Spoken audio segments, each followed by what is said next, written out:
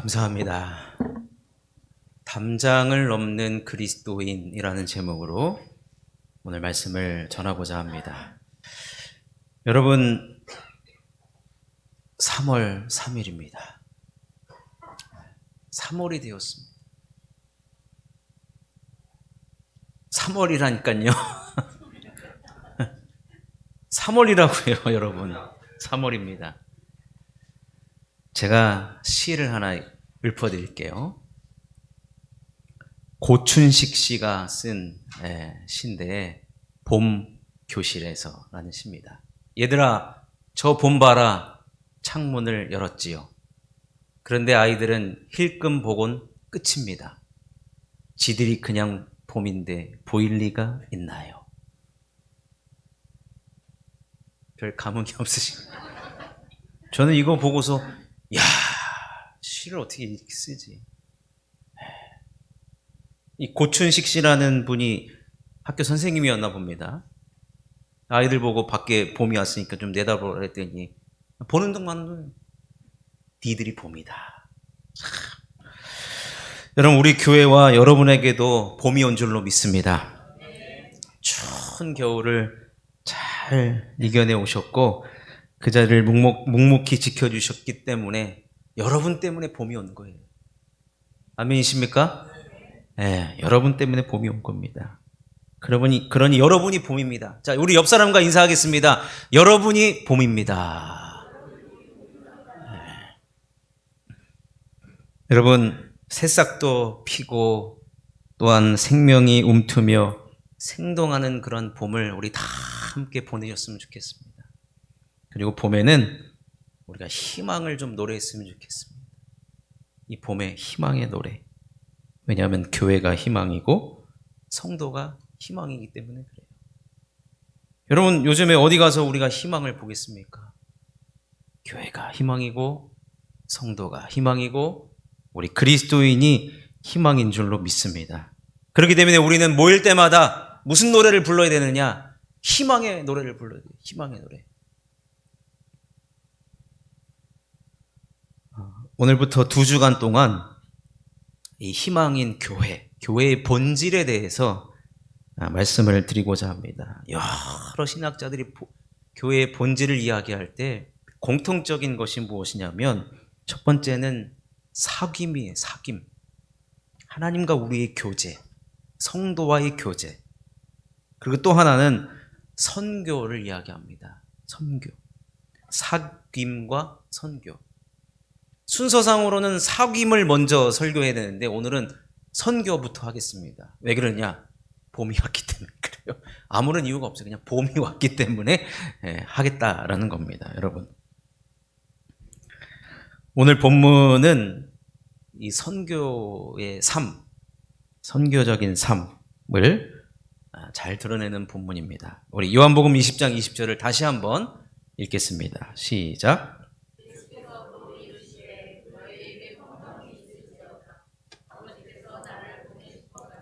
나도 너희를 보내노라. 하나님께서 예수님을 이 세상에 보내셨어요.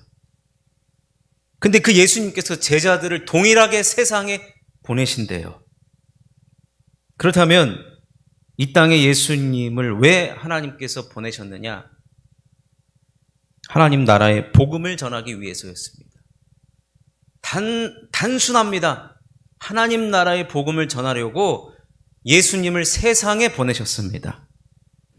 그래서 예수님께서는 수많은 사람들을 어디서 만났느냐? 세상의 길에서 만난 거예요.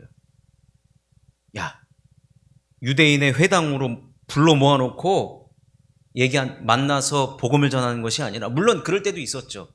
근데 대부분의 사람들을 어디서 만났느냐? 길에서 만났어요.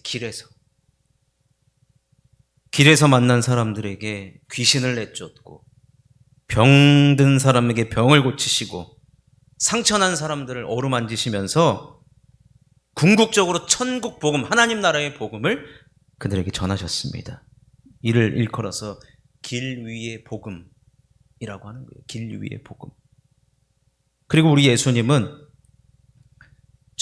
선교 지향적인 삶을 사셨습니다. 무슨 말이냐? 만나는 누구에게든지 하나님 나라의 복음을 전해야 되겠다라고 하는 선교적인 민감성이 있었어요. 민감성.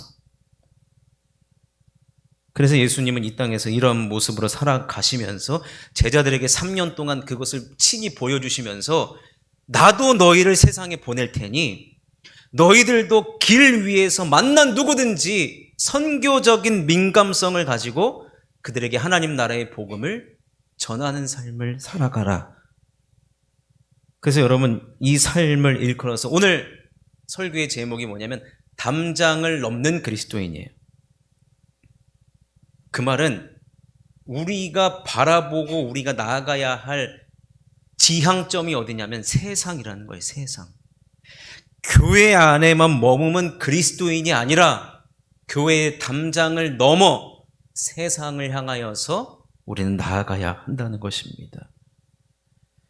그래서 우리가 살아가야 하는 이 선교 지향적인 삶 또는 담장을 넘는 그리스도인의 삶은 과연 어떤 것을 말하는가 두 가지로 정리해 보겠습니다. 첫 번째로는 내가 있는 곳에서 담장을 넘는 그리스도인이 되어야 합니다. 여러분 예수님께서는 이 세상에 오셨어요. 예수님 여기 계실 분이 아니에요. 그죠? 예수님 이 땅에 계실 분이 아니에요. 근데 예수님 이 땅에 오셨고 그리고 우리도 세상으로 보낸다고 하셨습니다. 그래서 우리가 가야 하고 있어야 할 곳, 우리의 방향은 언제나 세상입니다. 세상이에요, 세상. 이 말은 우리끼리만 좋고 예수님이 제자들과 함께 변화산에 가셨잖아요. 그랬더니 베드로가 너무 여기가 좋은 거예요. 예전에 수련회 같은 거 많이 하잖아요. 이제 우리 교회도 우리 그 전교인 수련회 했었죠. 예. 여러분 다시 한번 해야 되지 않겠습니까? 언젠가 한번 해야죠. 언젠가 한번 하셔야 될 텐데 꼭 수련회 가면은 여기가 좋잖아요. 밥 먹고 은혜 받고 밥 먹고 은혜 받고 밥 먹고 은혜 받고 그러니까 여기가 좋사오니.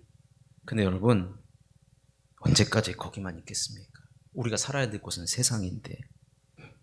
이 말은 여러분 교회만을 위한 우리는 일꾼이 되어서는 안 된다라는 거예요. 물론 우리가 지난주에 재직 헌신 예배와 또 재직 워크숍을 통하여서 교회를 잘 섬기는 것 너무 중요합니다. 근데 그것뿐만 아니라 우리는 세상의 복음을 전하며 세상을 향하는 그리스도인이 담장을 넘는 그리스도인이 되어야 된다는 거예요. 온실 속에만 있는 그리스도인의 삶을 예수님은 단 한 번도 이야기한 적이 없어요. 교회에만 머무는 사람으로 살아가라. 예수님 말씀 아니에요. 비성경적이에요. 여러분 우리가 요셉을 잘 아시죠? 요셉 아시죠? 요셉은 이집트의 총리가 되었습니다. 이것을 가리켜서 하나님의 자녀가 이렇게 출세를 잘한다는 것을 여러분 보여주는 겁니까? 요셉은요 하나님과 함께 했기 때문에 감옥에 있었을 때도 하나님이 함께 하셨고 어디에 있든지 하나님이 함께 하셨어요. 그러면서 요셉이 깨달은 게 뭐냐면 내가 여기에 왜 있는지를 그는 깨달았다는 겁니다. 그래서 그가 애굽의 총리가 되었을 때 내가 그동안 고생했으니까 하나님께서 이 고생을 다 기억하셔서 내가 드디어 이제 등 따숩고 배부른 곳에 나를 앉혀주셨구나. 이렇게 역경 뒤에 반드시 역전 드라마가 펼쳐지는구나. 여러분 요셉은 그렇게 해석하지 않았습니다. 혼자만 잘 먹고 잘 살라고 아니라는 것 알았어요.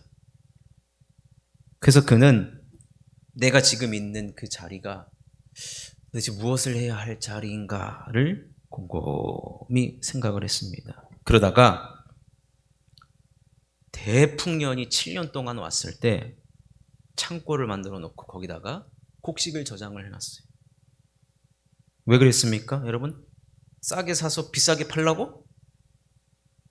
시세 차익을 남겨가지고 재산을 불리기 위함입니까? 7년 대풍년일 때 그 곡식들을 창고에 다 들여놓고 그 이후에 7년째 흉년이 들었을 때 전 세계에 있는 사람들이 먹을 것이 없을 때 이 애굽에 찾아와 가지고 요셉은 자신의 창고를 열어서 그들을 구제해서 수많은 사람들을 살린 것을 보게 됩니다. 그가 왜 이렇게까지 했습니까? 내가 있는 자리가 나만을 위한 자리가 아니었다는 걸 알았기 때문에 그래요.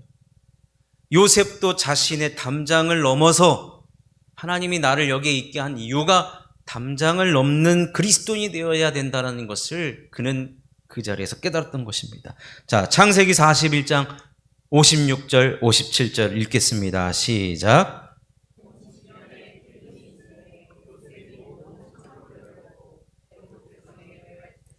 애굽 땅의 기근이 심하며 각국 백성도 양식을 사려고 애굽으로 들어와 요셉에게 이르렀으니 기근이 온 세상에 심함이었더라.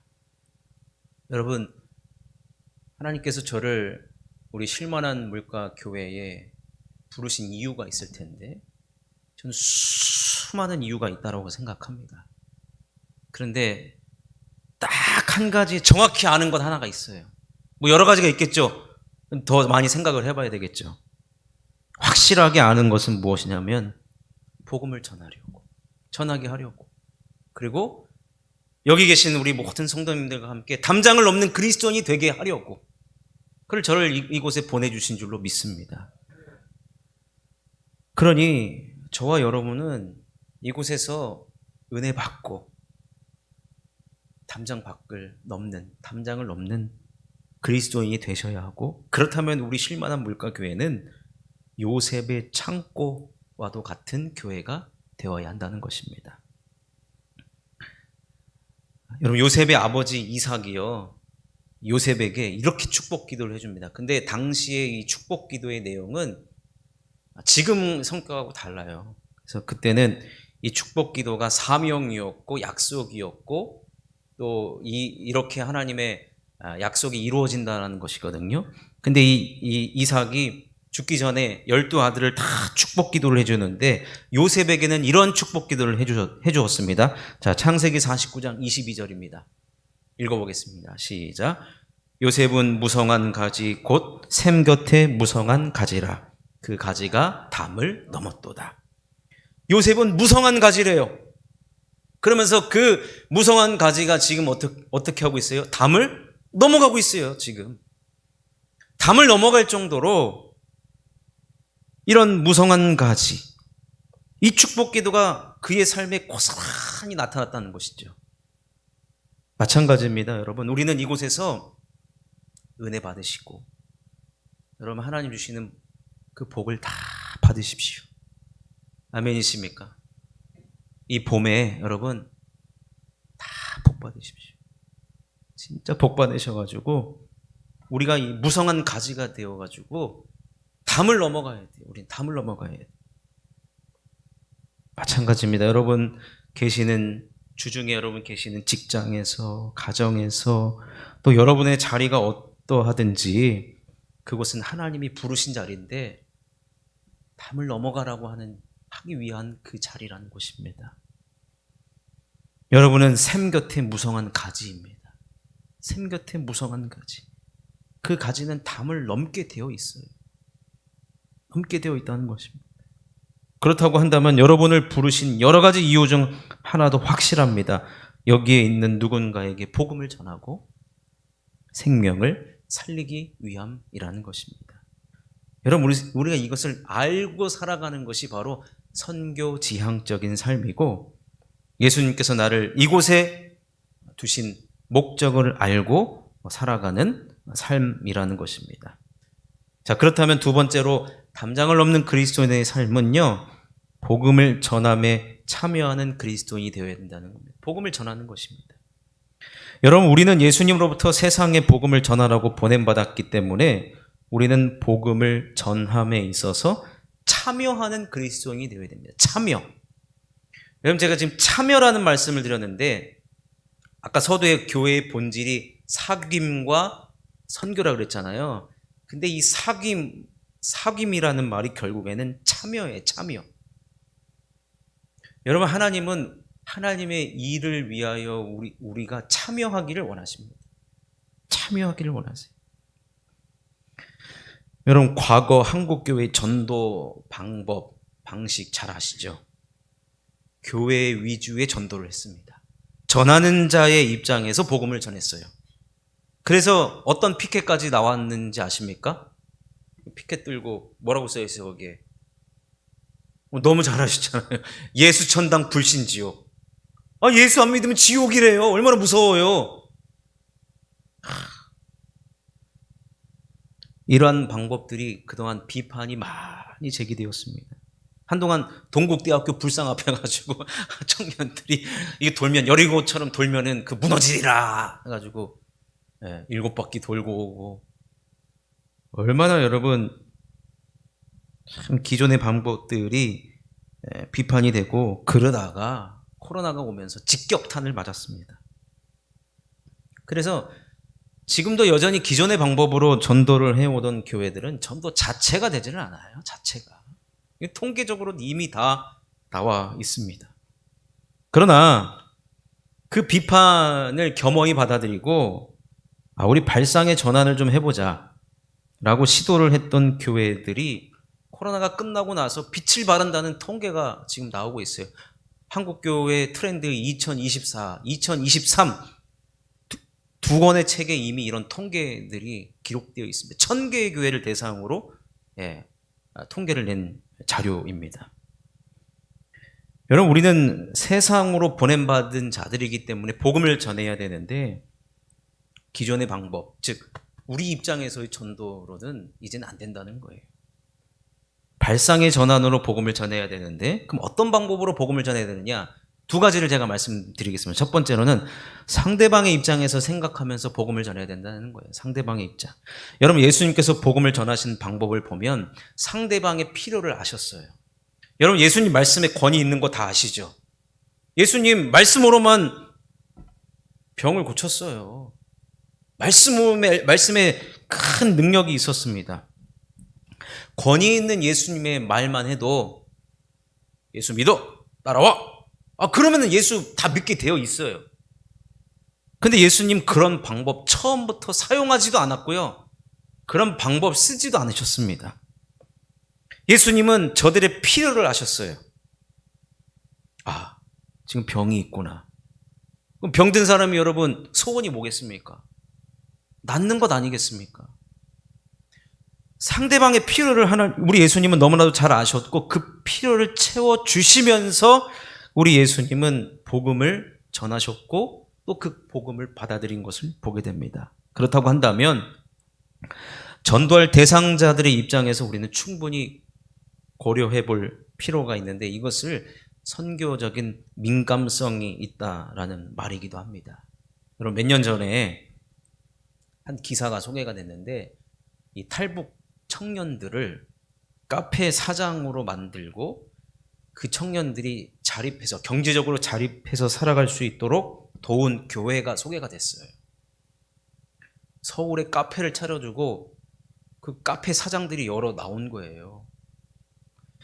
근데 처음에 그들을 이제 교육을 시켜주고 물질의 후원을 주기 위해서 그 담임 목사님이 이제 부목사님과 가가지고 그 청년들한테 이제 근로계약서를 맺잖아요. 바리스타 자격증 따게 해줄게. 그 다음에 카페 사장 만들어줄게.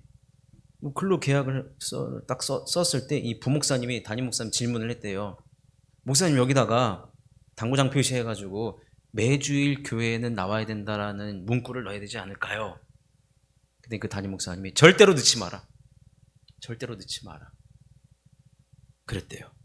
그리고 절대로 교회에서 도와주기 때문에 교회 나오라 소리 하지 말라는 거예요.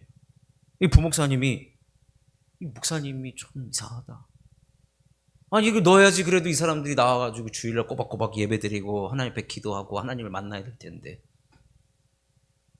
근데 그러다가 이 목사님이 뭐라 했냐면, 교회를 나오는 것은 저들의 선택이다라는 거예요. 처음에는 이 얘기를 안 하니까 당연히 안 나오죠. 안 나오더래요. 2, 3년 동안 안 나오더래요.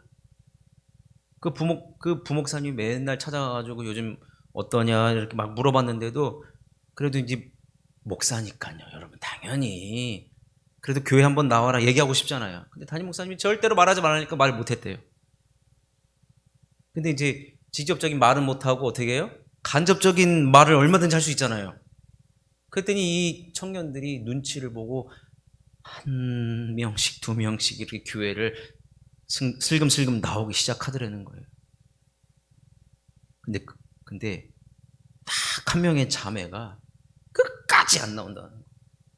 아니 같이 탈북해가지고 이렇게 바리스타 사장까지 됐으면, 카페 사장까지 됐으면은 다 우르르 몰려가면은 우르르 따라가야 되는데 그 자매만 아주 그냥 안 나오는 거예요. 그러니까 이제 목사님이 다 보고를 받았는데 담임 목사님이 그래도 약간 자존심이 상하는 거예요. 그래도 다 나오는데 왜 너만 안 나오지?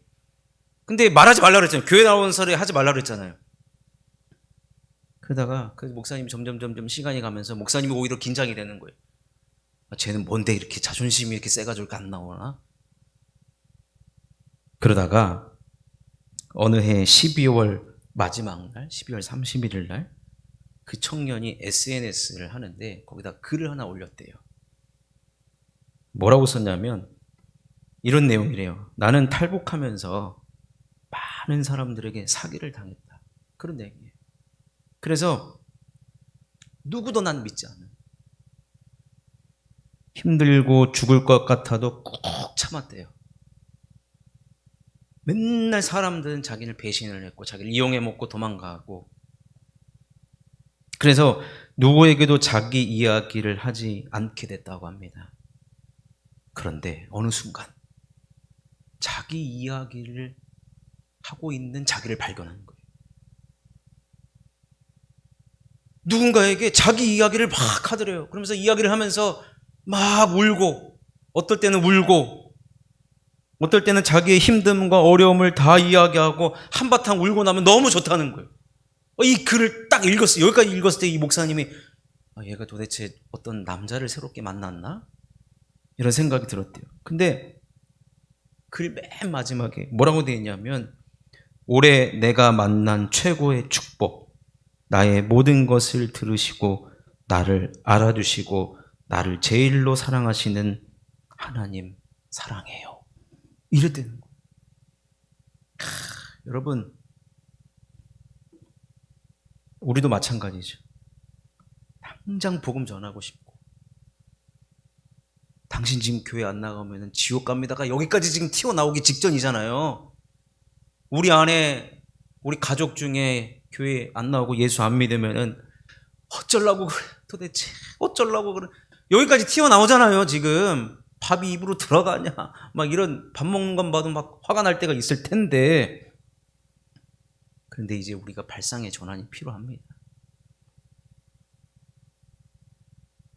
그분이 전도 대상자들이 교회를 나오는데 어려움이 무엇인지를 한번 들어보는 입장이 우리는 반드시 필요하고, 얼마든지 우리는, 그래서 우리 예수님께서 가지셨던 선교적인 민감성, 상대방이 뭐가 필요한가, 상대방이 복음을 받아들이지 못하는 가장 어려운 점이 뭔가를 우리는 살피면서 복음을 전해야 한다는 것입니다. 두 번째로는 교회에서 진행하는 전도와 선교에 참여하는 그리스도인이 되어야 합니다. 코로나 이후 생존을 넘어 성장과 부흥하는 교회의 특징 중에 하나가 선교 지향적인 교회였다고 합니다. 즉 발상의 전환으로 복음을 전했던 교회입니다. 예측하지 못할 어떠한 상황에 있더라도 교회가 생존을 넘어 성장하는 것은 본질을 지키고 있으면 된다는 거예요. 따라서 지난 재직 워크숍 때 우리 교회는 이제 매월 둘째 주에 전교인 전도를 하기로 했습니다. 다음 주가 둘째 주니까 우리 다음 주에는 다 이제 전도하러 나갈 겁니다. 이 방법적인 부분은 계속 발상의 전환을 통해서 연구하도록 하겠습니다만, 이 복음을 전하는 것이 이벤트와 프로그램이 되지 않기 위한 몸부림의 시작이라는 것을 여러분이 알아주셨으면 좋겠습니다. 우리 교회는 이제 6개 위원회로 교회를 섬기게 되는데 전도 선교위원회가 있어요. 전도 선교위원회. 지난 워크숍 때 이렇게 위원회별로 이야기를 나누는데 참 좋은 이야기들이 많이 오고 갔습니다. 그래서 우리 앞으로 이제 전도 선교위원회가 주축이 돼서 전도를 이제 해 나갈 텐데, 먼저는 우리 교회 내 성도들, 이 불신 가족들의 명단을 여러분 좀 알려주셔서, 이제 전도 선교위원회는 전도 선교 연구회예요. 어떻게 하면 교회적으로 우리 불신 가족들에게 복음을 전할 수 있을까를 연구할 것이고, 또 이번 부활 주일이 이제 올 마지막 주에 있는데 초청하고 싶은 대상자들의 이름을 우리 전도 선교위원회에 좀 알려주십시오. 그럼 기도로, 또 특별히 우리 전도 선교위원회가요, 카톡방을 서로 만들어 가지고, 그리고 또 거기 위원장님, 부위원장님, 여러 또 우리 같이 하는 우리 성도님들이 계시는데, 아니 전도 회비를 거두셨대요. 왜냐하면 전도는 물질이 필요하다고 생각을 하셔가지고, 그래서 물질이 필요한 것에 얼마든지 돕겠다고 하는 거예요. 야, 얼마나 감사한지 모르겠습니다. 여러분, 전도 혼자 하기 어려워요. 온 교회적으로 이제 하려고 합니다. 온 교회적으로. 대상자 생기면 알려주십시오. 온 교회가 진짜 소위 말하는 달라붙어서 한 영혼이 복음을 받아들이도록 함께 하고자 합니다. 지난주에 우리 교회 학교에서 2명의 어린이가 새로 왔어요. 2명의 어린이가. 근데 저기 앉아 계신 우리 김다혜 집사님이 2명의 그 아이를 데리고 온 거예요. 데리고 왔는데, 여러분, 애기들이 어리니까 얼마나 힘듭니까? 우리 김다혜 집사님이 애들을 데려다가 예배 드리고 간식 먹여, 또 이제 혼자서 이것저것 다 한 거예요. 그러니까 이번 주에 약간 좀 힘드셨나 봐요. 힘들다고 하셨어요. 또 힘들죠. 당연히 힘들죠. 우리 기쁨이 보는 것도 얼마나 힘든데, 거기다가 애 둘을 혼자서 그냥 시작부터 마지막까지 밤 데리고 와, 밤 먹여, 집에 데려올 때까지 완전히 VIP 아닙니까? VIP. 데려다 줬더니 이 아이들이 또 오겠다는 거예요. 그 섬김에 이 아이들도 알죠. 그 마음이 전달되는 게 알죠. 그 애들은 집사님이라는 거 모르죠. 이 아줌마가 나에게 얼마나 잘해주는지. 근데 혼자 하니까 번아웃이 오는 거예요. 힘든 거예요. 그래서 도움을 요청을 했어요. 그래서 할 수 있는 범위 안에서 오늘 이렇게 도와주려고 이렇게 또 준비를 했는데, 하필이면 또 이렇게 치아가 좀 안 좋으시다 해가지고 다음 주에 오시겠다라고 하는데, 여러분, 이 전도할 때 이 차량 픽업부터 식사, 선물, 귀가, 그 다음에 피드백도 들어주고, 여러분, 이게 보통 쉬운 일이 아닙니다. 따라서 여러분, 온 교회가 함께 전도하는 시스템으로 가야 됩니다. 이게 바로 선교 지향적인 교회라는 것입니다. 우리 그래서 전도 선교위원회가 있어요. 우리 송명규 안수 집사님을 중심으로 우리 박현순 권사님부터. 그래서 다음 주에 전도하려고 우리 전도 물품도 다 준비해 놨어요. 그래서 다음 주에는 우리가 함께 나가서 복음을 전하고자 합니다. 여러분, 복음을 전하는 현장에 나가보면요, 세상 사람들도 이 교회는 꾸준히 전도하는 교회, 이 교회는 들쑥날쑥한 교회, 이 교회는 한 번 왔다 안 가는 교회, 세상 사람들도 알더라고요. 여러분, 우리 교회는 이제부터 이 매월 전도를 통해서 저는 교회다움을 잃지 않았으면 좋겠고, 또 교회의 선한 이미지 향상뿐만 아니라 누군가가 힘들고 지칠 때 안식과 쉼과 그리고 재충전을 주는 공간의 이미지로도 우리는 쓰임 받아야 할 것입니다. 많은 사람들이 요즘에는 다, 제가 아침에 깜짝 놀랐어요. 어떤 그 여성분이 TV에 나와 봤더니 1,000만 유튜버라는 거예요. 1,000만. 전 1,000만?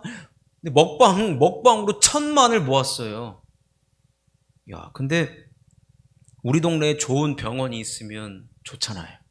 좋은 맛집도 있으면 좋고, 좋은 교회도 있으면 좋겠다. 그럼 그걸 우리가 좀 소개하고 또 그것을 통하여서 그들에게 우리 교회에 참 좋은 교회가 있구나, 우리 동네에. 이런 말이 나와야 되지 않는가라고 생각되어집니다. 또한 우리가 이 선교, 복음 전함에 있어서 다양성을 위해서 올해 우리 청년들도 해외에 나가서 또 복음을 전하려고 합니다. 담장을 넘어 어디든 가서 복음을 전하는 것이 다양하게 또 있어야 하기 때문에 매월 전도이든 여러분 삶에 있어서 선교 지향적인 삶뿐만 아니라 선교적인 민감성을 가지고 우리는 복음을 전할 때 교회가 교회다워지고 교회의 본질이 드러나고, 교회의 본질이 드러나는 것은 생존을 넘어서 부흥하고 성장하게 되어 있다라는 것입니다. 예수님께서 우리를 교회라는 이 담장을 넘는 그리스도인으로 우리를 보내셨다는 이 말씀을 꼭 기억하셔서 보내신 목적대로 복음을 전하며 살아가는 저와 여러분 될 수 있기를 주님의 이름으로 축원합니다. 이 시간